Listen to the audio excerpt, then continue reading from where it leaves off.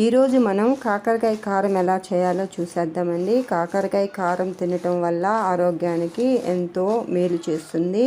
Sugar ఉన్న వాళ్ళైతే ఇంకా వాళ్ళకి షుగర్ లెవెల్ కంట్రోల్గా ఉంటుంది. ఈ కాకరకాయ కారం ఎలా చేయాలో చూడండి, నేను వీడియోలో క్లియర్గా చూపిస్తాను. మా పెరట్లోనే కాసినాయండి ఈ కాకరకాయలు, కొన్నవి కాదు. ఇంట్లోనే మందు లేకుండా మేము పెంచినాము. ఎంత మంచిగా ఫ్రెష్గా ఉన్నాయి చూడండి ఈ కాకరకాయలు.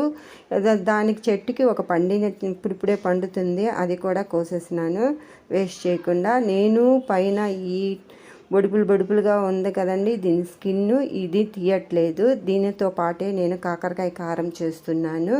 ఇది కూడా మనం వేస్ట్ ఏం కాదండి, కానీ దీనికి ఇలాగా వెనుక ముందు తల తోక తీసేస్తున్నాను. తీసేసిన తర్వాత మీడియం సైజులోనే ముక్కలు కట్ చేసుకున్నానండి. చూడండి వీడియోలో ఇలాగా కట్ చేసుకున్నట్టు అన్నీ ఒకే విధంగా కట్ చేసుకున్నట్లయితే ఫ్రై మంచిగా అవుతుంది. ముందుగా ఒక చిన్న గిన్నె పెట్టుకొని దాంట్లో కొద్దిగా నూనె పోసుకున్నానండి. ఫ్రైకి కొంచెం ఎక్కువ నూనె పడుతుందండి, దానికి తగ్గట్టుగా నేను కొంచెం నూనె పోసుకొని 2 సార్లుగా ఫ్రై చేసుకుంటున్నాను. ఒకేసారిగా అయితే ఫ్రై అవ్వదు. ఇలా వేసుకొని మొత్తం దీన్ని ఫ్రై చేసుకోవాలని చూస్తున్నారు కదా వీడియోలు. ఇలా ఫ్రై చేసుకోవాలి బ్రౌన్ కలర్ వచ్చే వరకు. ఇలా ఫ్రై చేసుకున్న తర్వాత కొద్దిగా ధనియాలు, కొద్దిగా జీలకర్ర, కొంచెం పచ్చెనగపప్పు,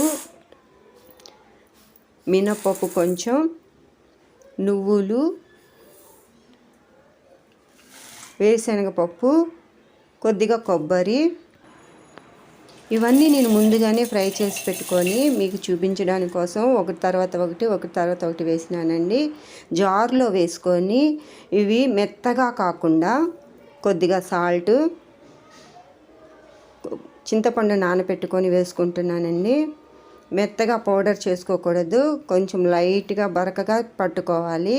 అదే నూనెలో మళ్ళీ నేను కరివేపాకు వేస్తున్నాను. కరివేపాకు ఫ్రై చేస్తున్నాను. నూనె పారేయకూడదండి, ఆ నూనె దానికి మళ్ళీ మనకి పనిచేస్తుంది. కరివేపాకు ఫ్రై అయిన తర్వాత అదే నూనెలో కారం వేస్తున్నాను. పచ్చి వాసన పోవడానికి నేను ఇలా కారం వేసి గంటితో ఫ్రై చేసి, ఎక్కువ సేపు ఫ్రై చేయకూడదండి, జస్ట్ కొన్ని సెకండ్లు మాత్రమే. ఆ ఫ్రై అయిన తర్వాత ముందుగా మనం ఫ్రై చేసుకొని పక్కన పెట్టుకున్న కాకర ముక్కలన్నీ కరివేపాకుని ఇలాగ కలుపుకోవాలండి. ఇలా లైట్గా కలుపుకున్న తర్వాత మరి వేరొక బేషన్లో వేసుకొని పౌడర్ పైన చల్లుకొని వేడిగా ఉన్నప్పుడే ఇలా చల్లుకోవాలి.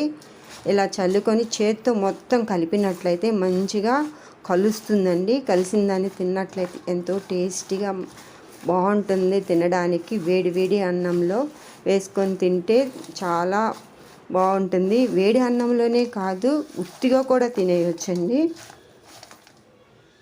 ఉల్లిపాయ పకోడీ ఉంటుంది కానీ అలాగా సేమ్ బాగుంటుంది టేస్ట్గా. Thank you.